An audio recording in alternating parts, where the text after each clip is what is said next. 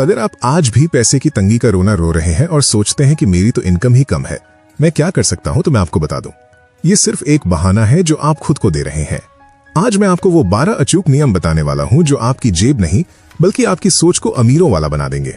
और याद रखिए, आचार्य चाणक्य कहते थे कि दरिद्रता यानी गरीबी धन की कमी नहीं है बल्कि बुद्धि का नाश है। जब सोच बदलती है तो कम इनकम भी आपको एक बड़ा साम्राज्य बनाकर दे सकती है। दोस्तों, जरा एक पल के लिए दुनिया से झूठ बोलना बंद कीजिए और खुद से एक कड़वा सवाल पूछिए।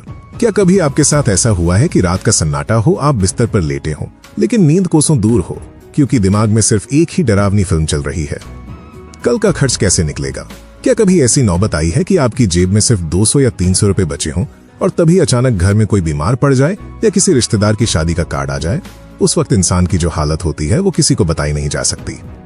क्या कभी आपने बाथरूम में नल चलाकर या तकिए में मुंह छिपाकर अपने आंसू पोंछे हैं और खुद से पूछा है, यार मैं गधे की तरह मेहनत करता हूं, फिर भी मेरे ही नसीब में ये पैसे की किल्लत क्यों लिखी है? अगर हाँ, तो सुनिए, आप अकेले नहीं हैं। भारत के करोड़ों लोग रोज इसी घबराहट के साथ उठते हैं और इसी डर के साथ सोते हैं। सुबह की भागदौड़, शाम की थकान, महीने के अंत में वही खाली हाथ और मन में एक ही सवाल, क्या मेरी पूरी जिंदगी बस बिल भरने में निकल जाएगी?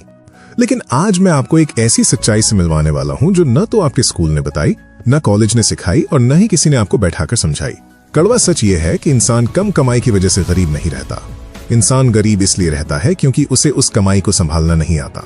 आचार्य चाणक्य कहते हैं कि जिस प्रकार एक छोटे से छेद वाला घड़ा कभी नहीं भर सकता, चाहे उसे समुद्र में ही क्यों न डाल दिया जाए, उसी प्रकार बिना प्रबंधन के इंसान कभी अमीर नहीं बन सकता, चाहे उसकी कमाई लाखों में क्यों न हो। गरीब इंसान पैसा कमाना तो जानता है लेकिन पैसे से काम करवाना नहीं जानता, इसलिए वो गरीब ही मर जाता है। जरा अपने आसपास देखिए, एक ही शहर में एक ही ऑफिस में काम करने वाले दो लोग, दोनों की सैलरी 15,000 रुपए है, लेकिन 5 साल बाद एक आदमी रोता रहता है कि महंगाई बहुत है और दूसरा आदमी उसी 15,000 में से थोड़ा थोड़ा बचाकर अपनी बाइक ले लेता है और एक छोटा सा जमीन का टुकड़ा भी ले लेता है। क्या ये किस्मत का फर्क है? नहीं, ये फर्क है अर्थशास्त्र का, ये फर्क है चाणक्य नीति का। आज मैं आपको उस चक्रव्यूह से बाहर निकालने आया हूं जिसमें आप बरसों से फंसे हुए हैं। आज हम उन 12 सूत्रों, उन 12 नीतियों के बारे में बात करेंगे जो आपको धनवान बनाएंगी। अगर आपने अगले कुछ मिनट मुझे ध्यान से सुन लिया तो मैं वादा करता हूं आपकी सैलरी आज भी वही रहेगी, लेकिन आपकी जेब में पैसा बचना शुरू हो जाएगा। तो चलिए पहली नीति की ओर बढ़ते हैं। पहली नीति है अपने छिद्रों को पहचानना। आचार्य चाणक्य कहते थे कि जिस राजा को ये नहीं पता कि उसके खजाने में रिसाव कहां से हो रहा है, उसका राज्य सोने का बना होने के बाद भी नष्ट हो जाता है। हमारी जिंदगी भी उस फूटे हुए घड़े जैसी हो गई है। हम सोचते हैं कि जिस दिन मेरी सैलरी बढ़ जाएगी उस दिन सब ठीक हो जाएगा, लेकिन सच ये है कि जब तक छेद बंद नहीं होगा सैलरी बढ़ने से कुछ नहीं होने वाला। अमीर बनने का पहला नियम ये नहीं है कि ज्यादा कमाओ, पहला नियम है देखो कि गंवा कहाँ रहे हो। ज्यादातर लोग कहते हैं कि हमें बजट बनाने की क्या जरूरत है, हमें तो पता है हमारा पैसा कहाँ जाता है, रेंट में जाता है, खाने में जाता है। लेकिन यह आधा सच है। आपका पैसा वहां नहीं जाता जहां आप सोच रहे हैं, आपका पैसा वहां जाता है जहां आपका ध्यान ही नहीं है। कभी 50 रुपए का ऑनलाइन फूड ऑर्डर, कभी 100 रुपए की कैब, कभी दोस्तों के साथ चाय सुट्टा, कभी बस यूं ही बाजार गए और 200 रुपए का प्लास्टिक का सामान उठा लाए। आपको लगता है कि ये 10-20 रुपए से क्या फर्क पड़ता है, लेकिन चाणक्य कहते हैं कि बूंद बूंद से ही घड़ा भरता है और बूंद बूंद से ही घड़ा खाली भी होता है। तो आपको आज से, अभी से एक तपस्या शुरू करनी होगी। अगले 30 दिनों तक एक छोटी सी डायरी अपनी जेब में रखिए और कसम खा लीजिए कि अपनी जेब से निकला हुआ एक रुपया उस डायरी में लिखेंगे। चाहे आपने 1 रुपए की टॉफी ही क्यों न ली हो, उसे लिखिए। शुरुआत में आपको ये बहुत अजीब लगेगा, आपको लगेगा कि मैं क्या कंजूसों वाला काम कर रहा हूँ, लेकिन 10 दिन बाद जब आप उस डायरी को देखेंगे तो आपके पैरों तले जमीन खिसक जाएगी। आप देखेंगे कि जिस चाय को आप मामूली समझते थे उस पर आपने महीने में 1000 रुपए उड़ा दिए। जिस ऑनलाइन शॉपिंग को आप जरूरत बताते थे वो असल में सिर्फ एक लत थी। ये लिखना क्यों जरूरी है? क्योंकि चाणक्य नीति कहती है कि शत्रु को देखे बिना उसे हराया नहीं जा सकता और आपके फिजूल खर्च ही आपके शत्रु हैं।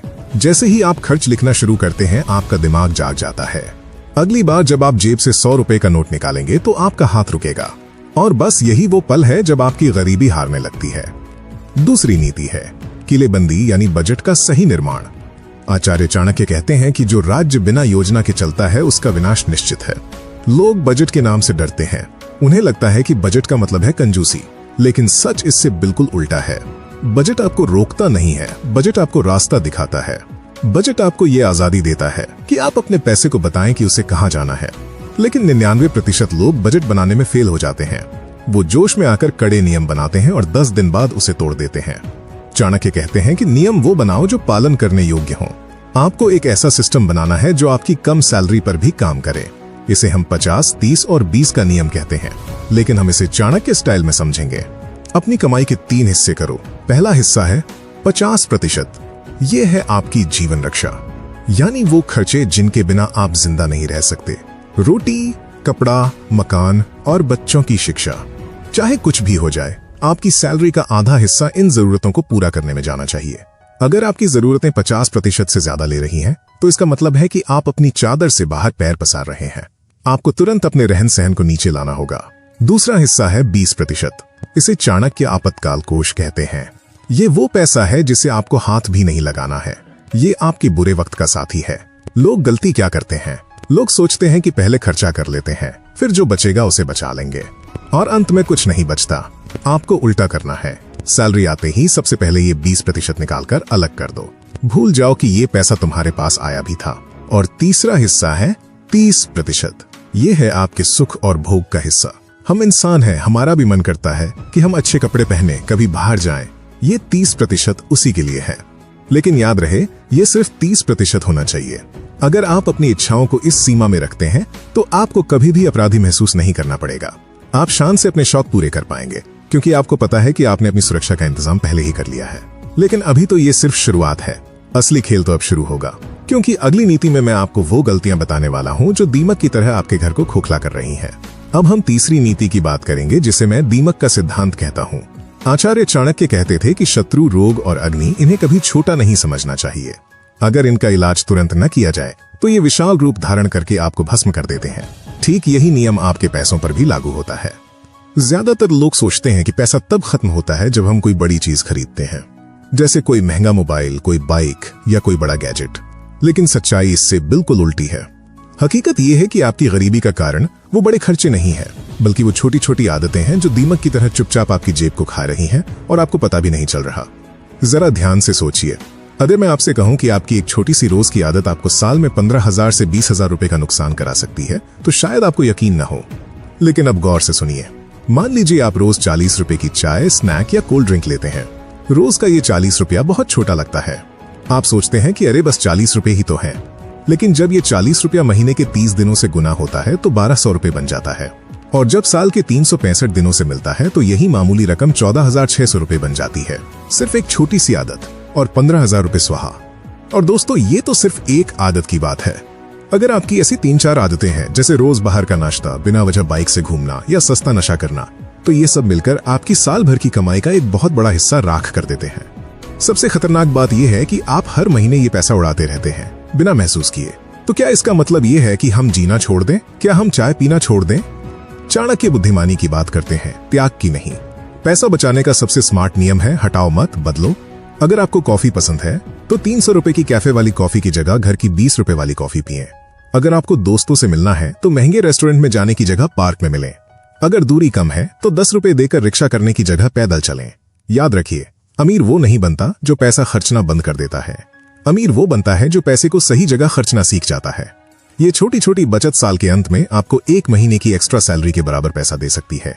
अब आते हैं चौथी नीति पर, और यकीन मानिए 99% लोग इसी नीति को न जानने की वजह से जिंदगी भर गरीब रह जाते हैं। इसे कहते हैं बीज का नियम। एक किसान को देखिए, जब फसल कटती है तो वो सबसे पहले क्या करता है? क्या वो सारा अनाज खा जाता है? नहीं, वो सबसे पहले अगली फसल के लिए बीज अलग निकाल कर रखता है। चाहे उसके घर में खाने की कमी क्यों न हो, वो उस बीज को हाथ नहीं लगाता, क्योंकि उसे पता है कि अगर आज उसने बीज खा लिया तो कल उसके पास बोने के लिए कुछ नहीं होगा और वो भूखा मर जाएगा। लेकिन अफसोस, आज का इंसान उस किसान से भी गया गुजरा हो गया है। सैलरी आते ही लोग क्या करते हैं? पहले बिल भरते हैं, फिर राशन लाते हैं, फिर शॉपिंग करते हैं और फिर खुद से कहते हैं कि जो बचेगा उसे बचा लूंगा। लेकिन दोस्तों, महीने के आखिर में कभी कुछ नहीं बचता। आपने अपनी भविष्य की फसल का बीज पहले ही खा लिया है। सफल और अमीर लोग इसका बिल्कुल उल्टा करते हैं। वो कहते हैं पहले बचत, फिर खर्चा। सैलरी अकाउंट में आते ही वो सबसे पहले अपने निवेश का पैसा एक अलग अकाउंट में भेज देते हैं, यानी पैसा आंखों से दूर। और याद रखिए, जो आंखों से दूर होता है वो दिमाग से दूर होता है। जब पैसा दिखता ही नहीं तो खर्च करने का मन भी नहीं करता। ये तकनीक सुनने में बहुत छोटी लगती है, लेकिन असल में यही वो जादुई तरीका है जो आपकी लाइफ में स्थिरता लाता है। ये सिर्फ पैसा नहीं बचाता, ये आपके दिमाग को ट्रेन करता है। आपका माइंडसेट बदल जाता है। आप सोचने लगते हैं कि मेरे खर्चे मेरी सेविंग के बाद शुरू होते हैं, मेरी सेविंग मेरे खर्चों के बाद नहीं। और यही एक छोटी सी प्राथमिकता कुछ सालों बाद आपको वो इंसान बना देती है जिसके पास हमेशा पैसा होता है। अब हम आते हैं 5वीं नीति पर, और ये नीति उन लोगों के लिए है जो कहते हैं कि भाई हम कितना भी बचा लें, हमारी तो सैलरी ही बहुत कम है, 10,000 में क्या ही बचेगा। तो सुनिए, चाणक्य कहते हैं कि अगर कुल्हाड़ी की धार कुंद हो तो पेड़ काटने में अधिक समय और अधिक ताकत लगती है, लेकिन अगर धार तेज हो तो काम मिनटों में हो जाता है। आपकी स्किल यानी आपका कौशल ही वो कुल्हाड़ी है। बहुत लोग ये गलती करते हैं, वो पूरी जिंदगी 10 या 15,000 की नौकरी करते रहते हैं और रोते रहते हैं। वो कभी ये नहीं सोचते कि मैं ऐसा क्या सीखूं जिससे मेरी वैल्यू बढ़ जाए। वो नए मोबाइल पर 20,000 खर्च कर देंगे, लेकिन कोई नई स्किल सीखने के लिए, कोई कोर्स करने के लिए 500 रुपए खर्च नहीं करेंगे। गरीब सोच कहती है मेरे पास पैसा कम है, मैं क्या कर सकता हूँ। अमीर सोच कहती है मेरे पास कम है, लेकिन मैं अपनी वैल्यू कैसे बढ़ा सकता हूँ। याद रखिए दोस्तों, पैसा बचाने से आप सुरक्षित तो हो जाएंगे, लेकिन अमीर बनने के लिए आपको अपनी कमाई बढ़ानी ही होगी। और कमाई तभी बढ़ती है जब आपकी योग्यता बढ़ती है। अगर आप आज 1 घंटा एक्स्ट्रा लगाकर कंप्यूटर सीख लेते हैं, इंग्लिश बोलना सीख लेते हैं या कोई ऑनलाइन काम सीख लेते हैं, तो कल आपकी सैलरी 15,000 से 25,000 हो सकती है। खुद पर किया गया निवेश दुनिया का सबसे बेहतरीन निवेश होता है। ये एक ऐसा निवेश है जिस पर कभी मंदी नहीं आती, जिसे कोई चोर चुरा नहीं सकता। इसलिए अपनी कमाई का कम से कम 10% हिस्सा हर महीने अपनी बुद्धि को तेज करने में लगाइए। लेकिन रुकिए, अभी कहानी खत्म नहीं हुई है। पैसा बचा लिया, स्किल बढ़ा ली, लेकिन एक ऐसा दुश्मन अभी भी बाकी है जो आपके अपने ही अंदर छिपा बैठा है। वो दुश्मन जो रातों रात आपको वापस जीरो पर ला सकता है। अब हम उस दुश्मन को पहचानेंगे और जानेंगे कि कैसे अपने पैसे को एक ऐसे पेड़ में बदला जाए जिस पर सोते हुए भी फल लगते रहें। वो दुश्मन कोई बाहरी इंसान नहीं है, वो दुश्मन है आपका अपना दिखावा, जिसे अर्थशास्त्र की भाषा में लाइफस्टाइल इन्फ्लेशन कहते हैं। आचार्य चाणक्य कहते थे कि जो व्यक्ति समाज को दिखाने के लिए धन खर्च करता है, उसका धन वैसे ही नष्ट हो जाता है जैसे हथेली में रखा हुआ पानी। आज के जमाने में ये बीमारी महामारी की तरह फैल चुकी है। जरा सोचिए, जैसे ही आपकी सैलरी 15,000 से 20,000 होती है, आप सबसे पहले क्या करते हैं? क्या आप उस बढ़े हुए 5,000 को निवेश करते हैं?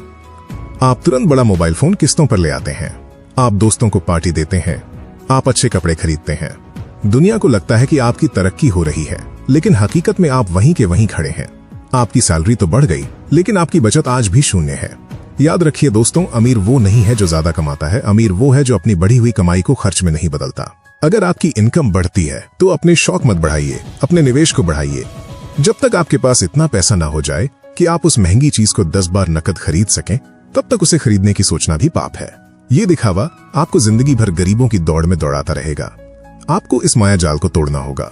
आपको अपने मन को समझाना होगा कि मुझे अमीर दिखना नहीं है, मुझे अमीर बनना है, और बनने में समय लगता है।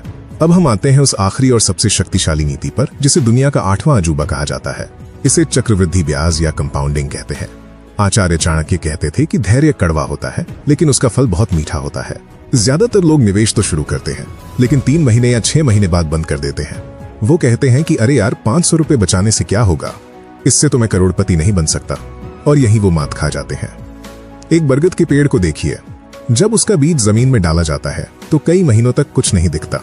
ऐसा लगता है कि बीज मर गया है, लेकिन जमीन के अंदर जड़ें मजबूत हो रही होती हैं, और फिर जब वो पेड़ बाहर निकलता है तो वो इतना विशाल होता है कि पीढ़ियों तक छाया देता है। आपकी छोटी सी बचत उसी बरगद का बीज है। अगर आप सिर्फ 500 रुपए की SIP हर महीने करते हैं और उसे छेड़ते नहीं हैं, तो 20 साल बाद वो रकम इतनी बड़ी हो जाएगी कि आप अपनी आंखों पर यकीन नहीं कर पाएंगे। लेकिन इसके लिए आपको एक तपस्वी की तरह धैर्य रखना होगा। लोग आपका मजाक उड़ाएंगे, लोग कहेंगे कि तू कंजूस है, लोग कहेंगे कि तू जिंदगी नहीं जी रहा, लेकिन आपको बहरा बनना होगा, क्योंकि 5 साल बाद जब वो लोग कर्ज मांग रहे होंगे, तब आप अपने बनाए हुए साम्राज्य में बैठे होंगे।